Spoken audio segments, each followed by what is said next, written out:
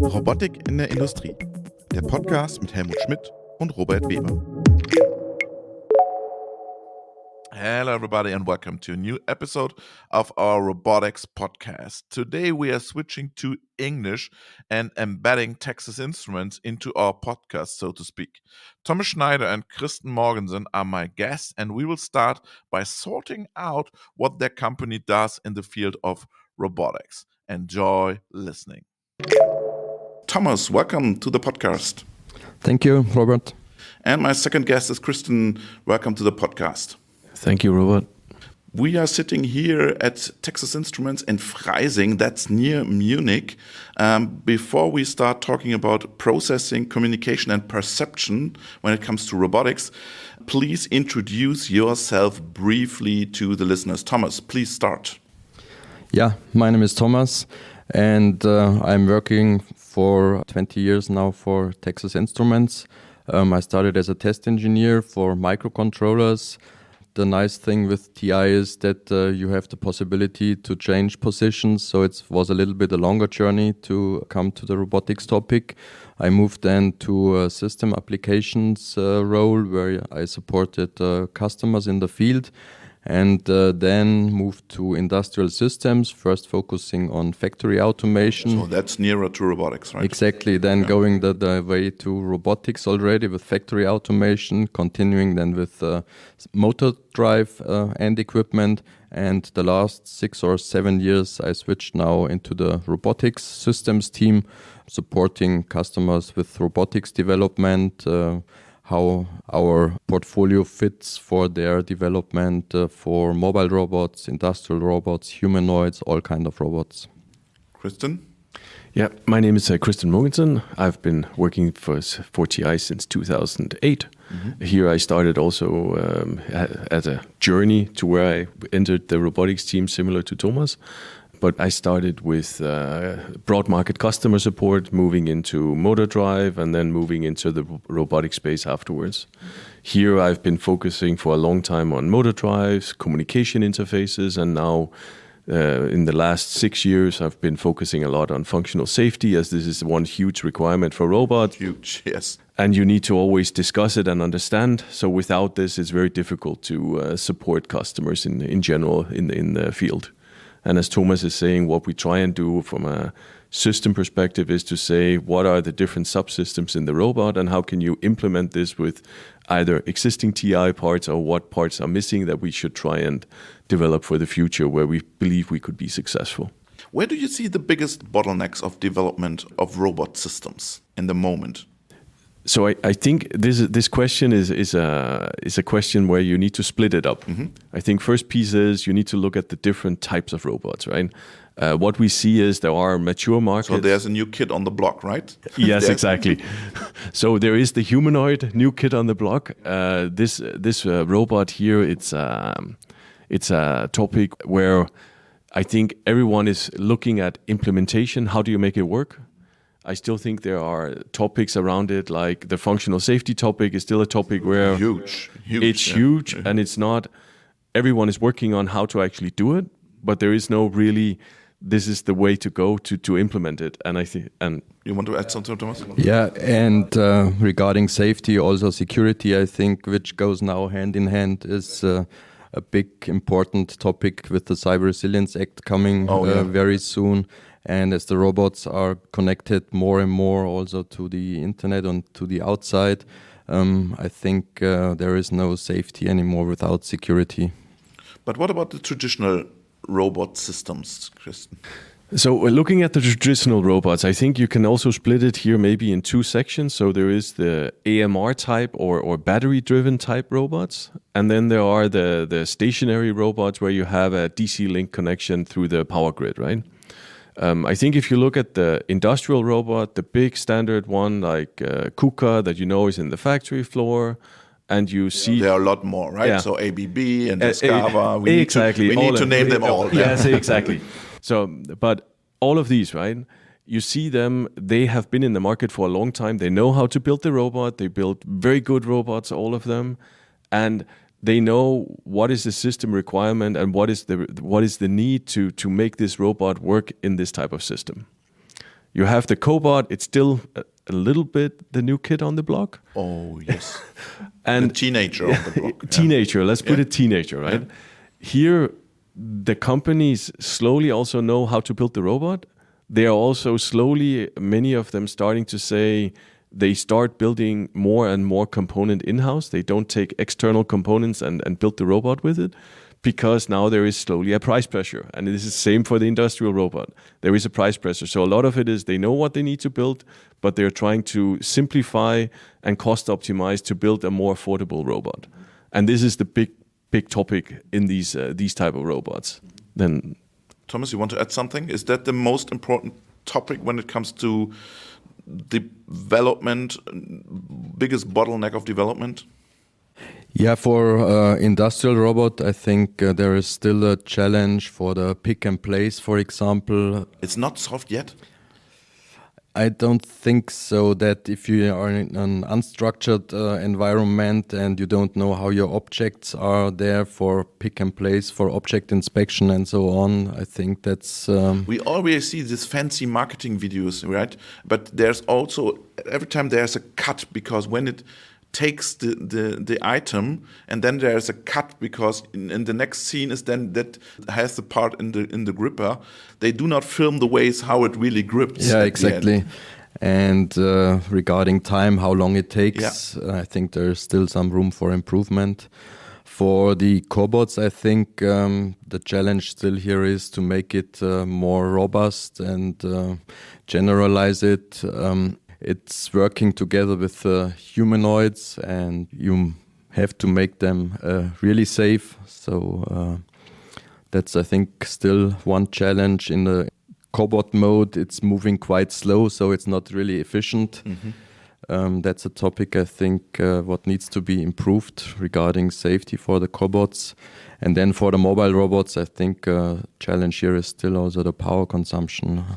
And for all of them, the cost reduction, of course. What is your offer when it comes to TI? So TI actually is not building robots on their own. You have no humanoid robot here? No, okay. we are not building a complete robot. So TI is looking more into the subsystems of robots, and here TI offers a wide, broad portfolio of semiconductor devices, starting from analog parts like for the sensing, radar sensors, ADCs. For communication, we are offering PHYs, interface devices.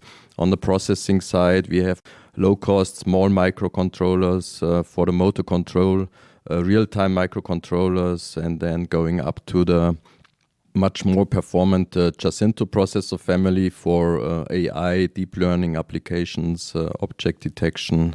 That's the next step, right? So humanoids, and now the whole AI topic comes also into play, right? Yeah, exactly. There's also the topic energy consumption, because what I see in the moment is that they build a robot, a traditional cobot, and they put a GPU next to the cobot. But this makes no sense from my point of view, or am I wrong? Exactly. I think still it's not really optimized. Customers don't really know on their AI performance what they really need for the GPU, so they just put the most performant one into the system, that they are ready if they need a more performant model. Kristen, you want to add?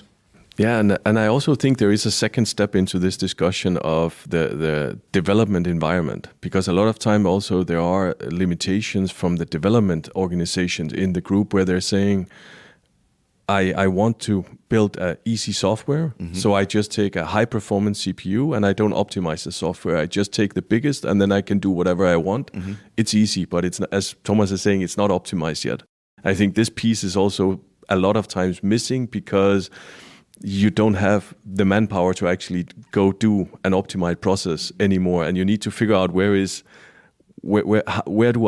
how do I split myself in optimizing and in what can I actually do with the people I have. And I think this is a very difficult task for a lot of robot companies to do this. Is that a scaling topic right at the end, right? Yes. It's scaling. Or There is exactly this scaling discussion of as soon as you sell more robots, you need to optimize it more. And this is something we see more and more with cobots, and we see it more and more in the industrial robots. This has already happened to a certain extent, right? And we see it also coming more and more into the AMR space, where customers build more and more of the robot in-house themselves to cost optimize, but also to say, well, maybe I don't need for this drive, I don't need super high precision.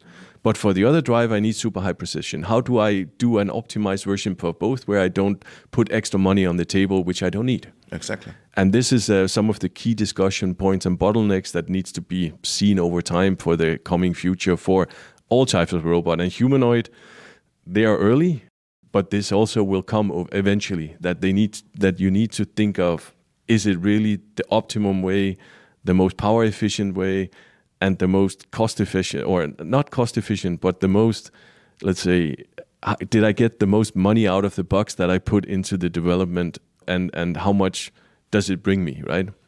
I want to come back to the scaling topic you mentioned. How do you support your customer when it comes to scaling?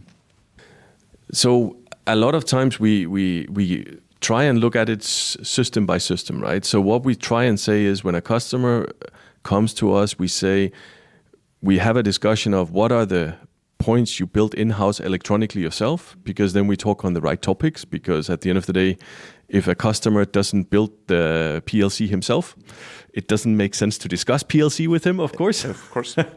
And then what we see a lot of time is the customer starts with the power supply. So they build the power supply themselves, and this is where we start helping them. So how do you do the power supply? What are the rails? What are some of the potential safety functions with voltage supervisors?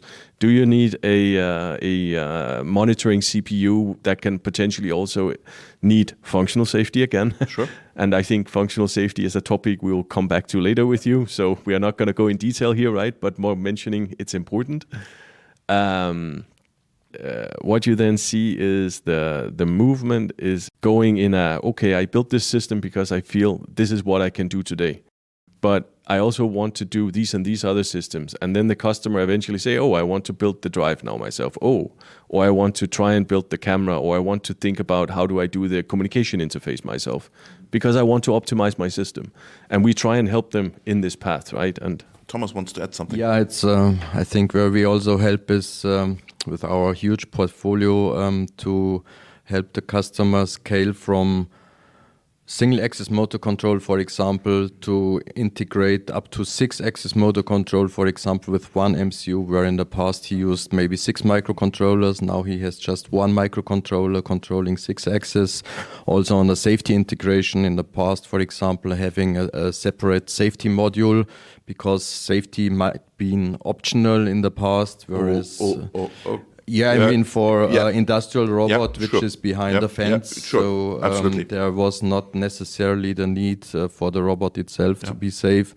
But as now safety with the cobots is coming more and more and mandatory, so there we are also offering processors and microcontrollers with safety islands where you can integrate safety functions, that there is no need for a separate safety module anymore. So these kind of scalings for more integration, we also help the customers. When it comes to perception, right? So what is your USP from TI when it comes to perception? Depending on the sensing side, we are offering radar sensors, for example, which is an additional technology next to cameras to get more information and make it more safe, because you're using different technologies for the sensing, maybe for sensor fusion, those things. So we have a lot of sensors in our portfolio. On the processor side, we are offering processors, low power processors with integrated image signal processing functions, for example, integrated hardware accelerators for AI and deep learning, that you can really do your... on-premise. Yes, that's important. I think that you really can do your AI models running on the processor, on the robot directly. with supported hardware like DSPs, matrix multiplication accelerators. And here we are also offering a lot of software tools like our Edge AI Studio, for example, that the customer can really bring his own model and compile it and run it on our process. It's an Onyx format, or what is it? This tool, or no, the model. Is it an Onyx file, or is it a Docker, or what? We are supporting different models. So the standard of the model is Onyx, or what? For example, yeah. Okay. And I can then fine tune my model on your platform. Is that correct? Yeah, exactly. So you can first of all test it. Yeah. So with this tool, for example, we are offering EVM boards which are running in our headquarter, and you can kind of rent one for several hours. You put your model on this evaluation board. Okay.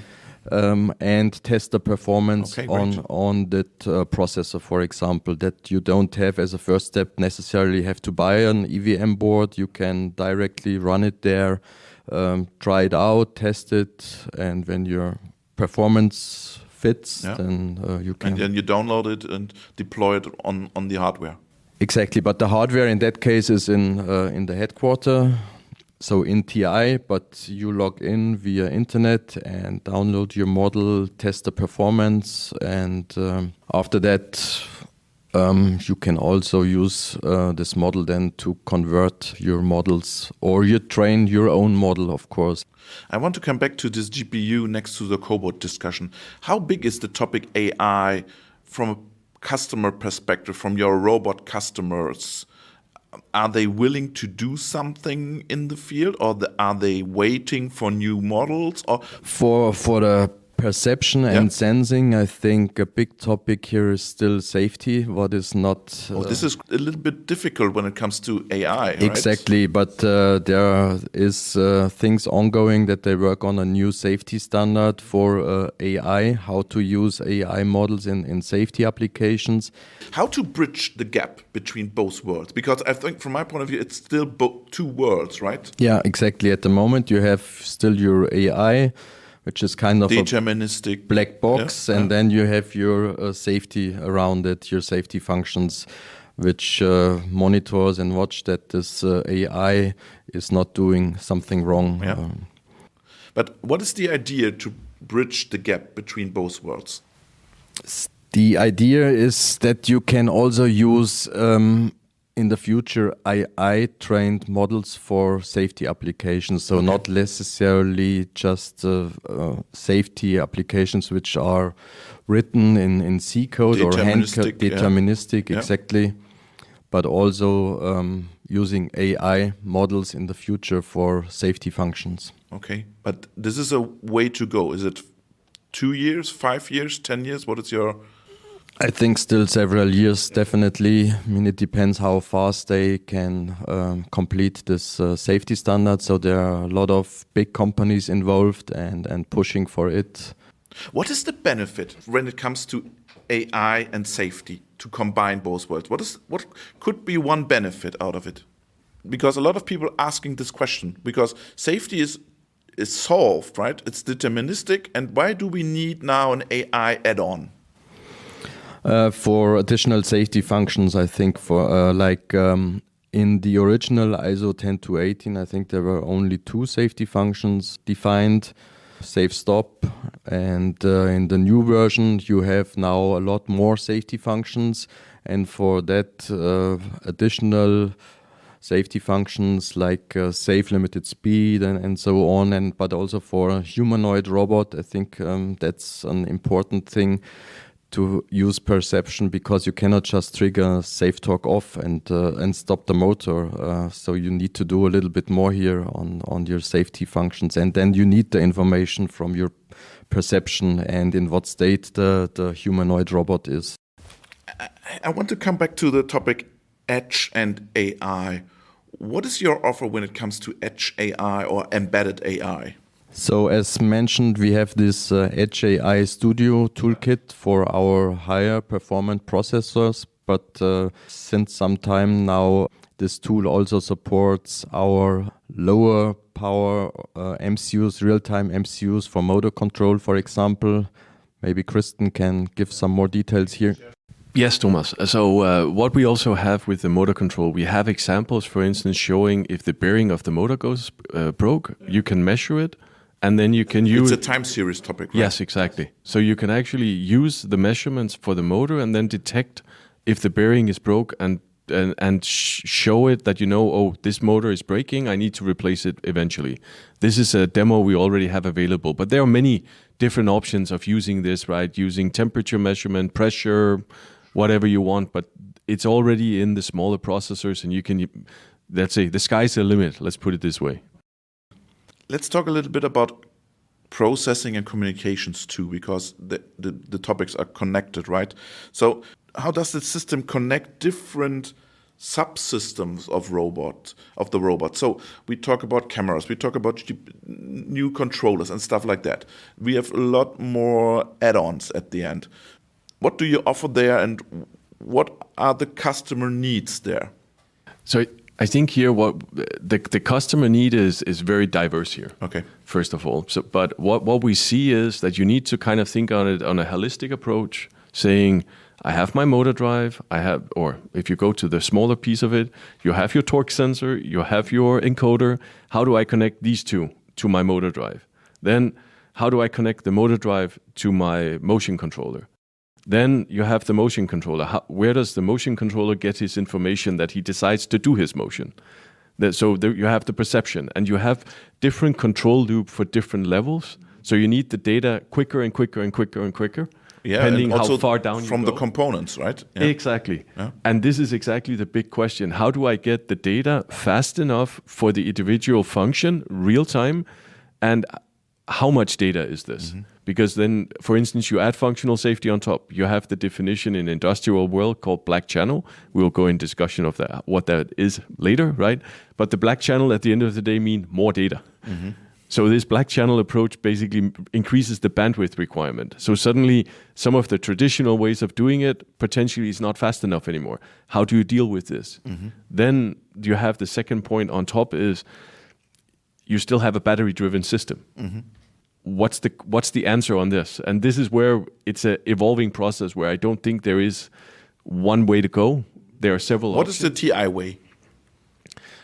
The TI way is actually, we have RS-5 transceivers, we have CAN transceivers, we have standard Ethernet, we have single twisted pair Ethernet, we have FPD link. Mm-hmm. So we kind of have all different topologies, and what we are trying to work with customers is saying, when we understand and help you with your system, we try and help him saying, these are the options, these are the comparisons, and we compare the technology, and then we try and help him which one fits your system at this section best, and how do you then put this to the processor. And this is how we try and help the customer. So you work very close together with them. Exactly.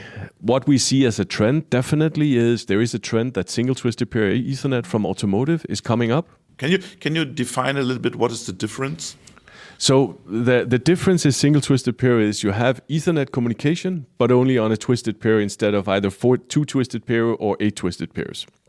Now, one piece of single twisted pair that comes into mind is EMC, EMI. Mm-hmm. What we have seen with the measurements we have done is, yes, automotive PHYs can be used for industrial environments, but not in the way the automotive industry implemented the standard. So you need to do something different.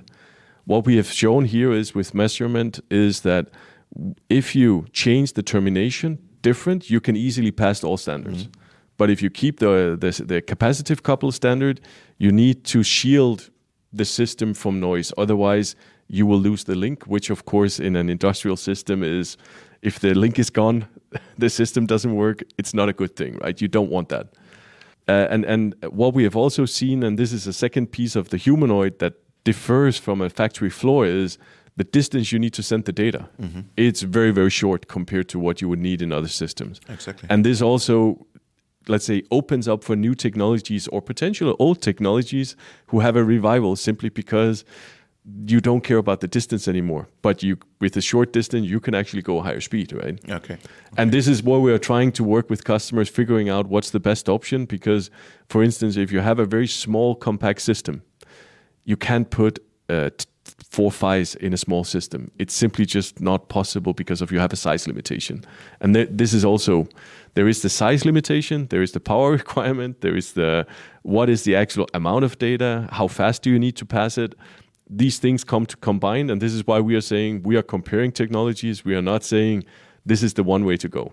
One thing that's nice with automotive Ethernet, to put it back on this, where we say it has a lot of potential, is also the capability that you can diagnose the connection, so connector to connector or PHY to PHY through the connections, and you can do this non-intrusive. So you are able to diagnose what's the signal quality while you're communicating. So you can say, if my system is breaking, I'll detect it before it breaks. Okay. And this is a super nice feature of the technology. Yeah. So you mentioned automotive. You both worked in industrial systems. Let's compare a little bit the world, the robotics field, the industrial systems world, the automotive world. Which branch is in the lead from a technology perspective? Because you said, I will take something out of the automotive industry. You said we can take something on the industrial systems. So when it comes to perception, communication, who's in the lead?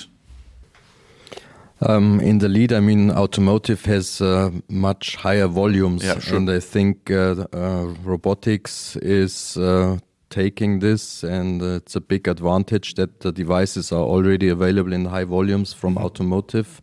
But when it comes to new protocols, because there's a different architecture when it comes to robotics, or am I wrong? It depends on which robot. If it's a mobile robot, then you carry a mobile robot with an electric car, so the architecture might not be that different. Of course, the old industrial heavy load robots, they have a complete different architecture. On the safety needs, of course, there is this difference that for automotive, you can do your testing during startup, and then you know after a few hours latest, the car will be stopped, and you can do your diagnostics again when the car starts the next time, whereas the industrial robot applications, they typically run 24 hours, 7 days. So they should. Yeah, and here you have to do your diagnostics during runtime. So that's one of the differences here on the safety topic. In robotics, you might have still your defined environment for cars. You're driving outside and it's not defined. So that's another difference. You deliver products in the industrial systems and automation and let's call it traditional automation fields. What is so special when it comes to robotics? How different are the customers there? Do they have different needs when it comes to communication, perception, topics like that? In general, it's a little bit difficult generalizing it, because in some topics, you would say they need the needs from an industrial plant, and in other topics, they would probably want to go more in the direction automotive. Because some of the systems, I think perception, is a good topic to grasp on here. Because with perception, right, with all the autonomous cars and the data you have with the cars, you have a lot of data to work from, right? This information is not available from an industrial floor yet. It will be eventually, but right now you have more data and more experience from automotive. So here, the merge is a, let's say, a good point. Then, if you go for the motor drive perspective, right, here you need very deterministic, very real time, to a certain extent, high precision drives. Here, the need is more from an industrial perspective, because you need to sync all the motors, which is in a car not potentially as necessary. And this is where it's kind of, I think you will see there is a pick and place where some systems, the automotive world makes more sense, but you still need to now convert the automotive world into an industrial safety environment.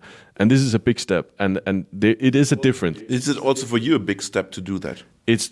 It's a big step for the customers to do, and it's a for you it's very easy.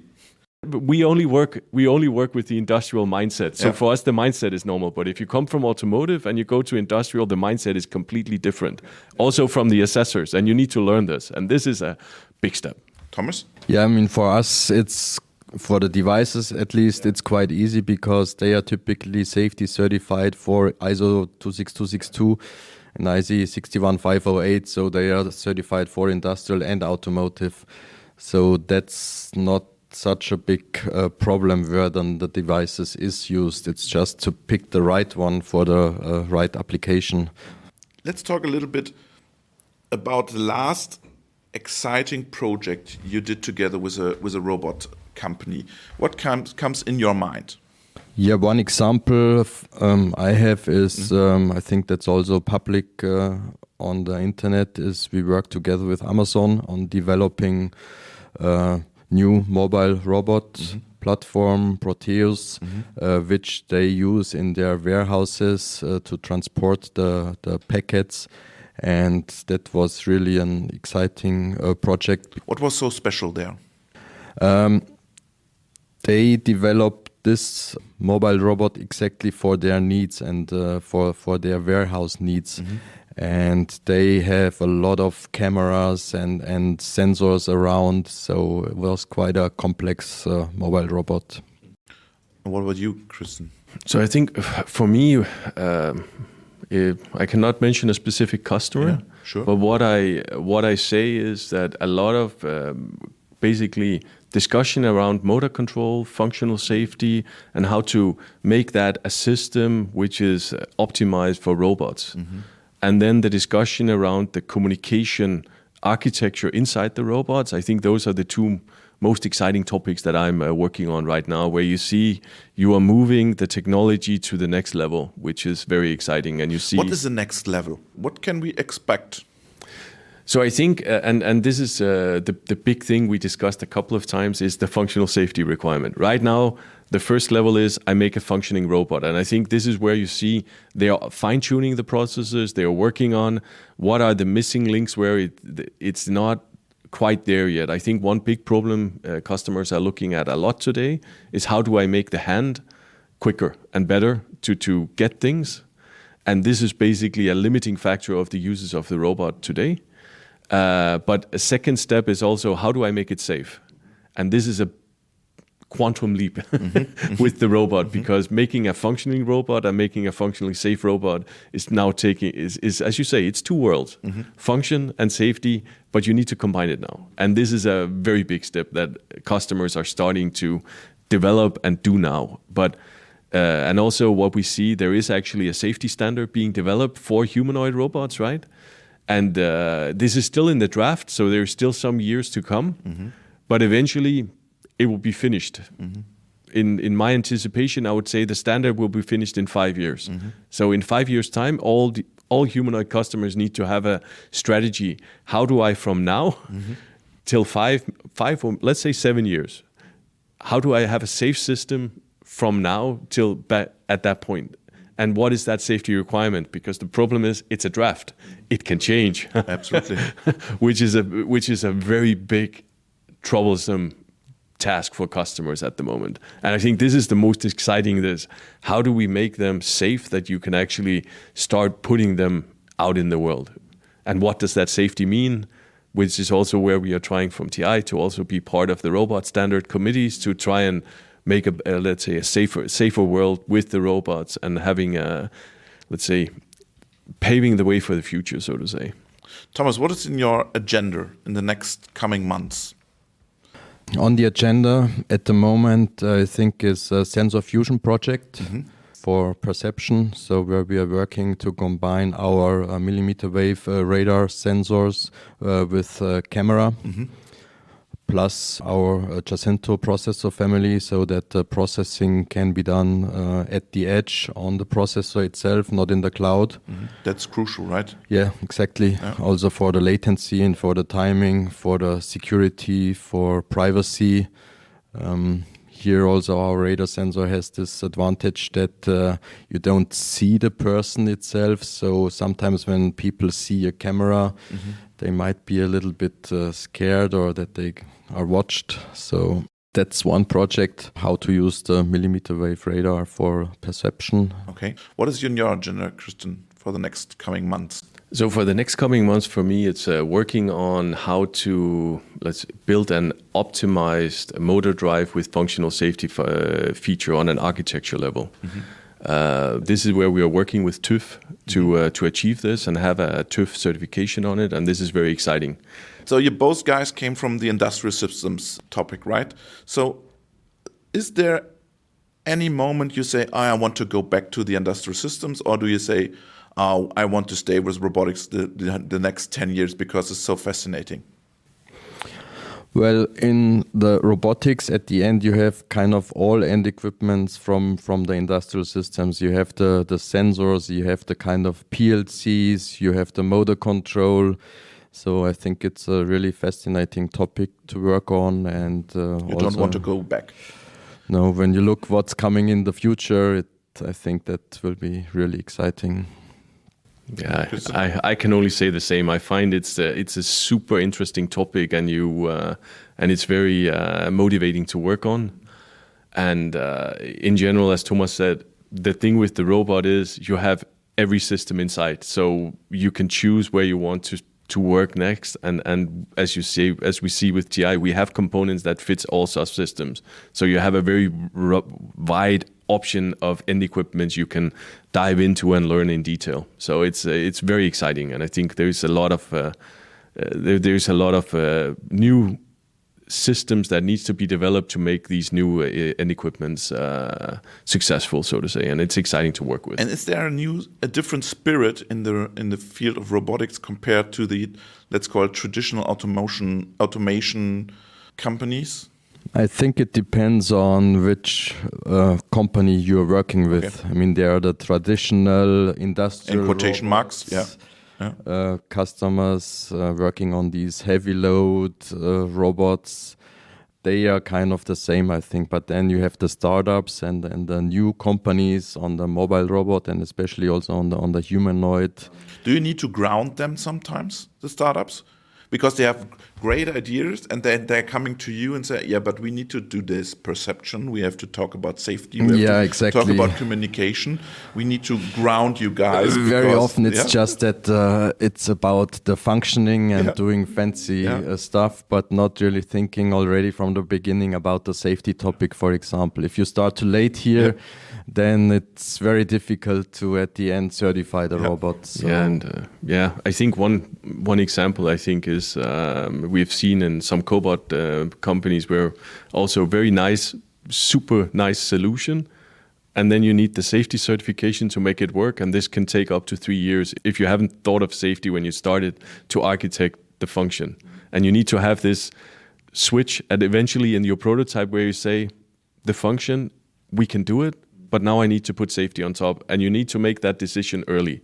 The earlier you do it, the easier it is to implement. The later you do it, the longer typically it takes. And eventually we see some customers say, well, I can't safety certify this. I need to do a new system. And you don't want to do that.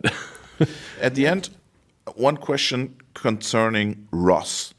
What is your opinion on ROS 2? Is it more a scientific playground, or is it really becoming standard when it comes to AMRs, or maybe also to industrial robots? Yeah, ROS, definitely an interesting topic. So we also support ROS on our processors. We have a specific robotics SDK where ROS is running for your development, for example. Also, our millimeter wave radar sensors have drivers to support ROS, that you can test the radar sensors in the ROS environment. So you already mentioned test environment, so it's more a test environment topic. Yeah, in my opinion, yes, because for real-time applications, it might still necessarily not be the best option. But for development, putting something quick together, testing sensors, doing some measurements, I think that's a great tool. Thank you, guys. It was a pleasure. Thank you, Thomas. All the best. Keep fingers crossed for your sensor fusion topic. And Kristen, thanks a lot. Keep fingers crossed for your approach with the TÜV. Thank you, Robert. Thank you, Robert. Robotik in der Industrie. der Podcast mit Helmut Schmidt und Robert Weber.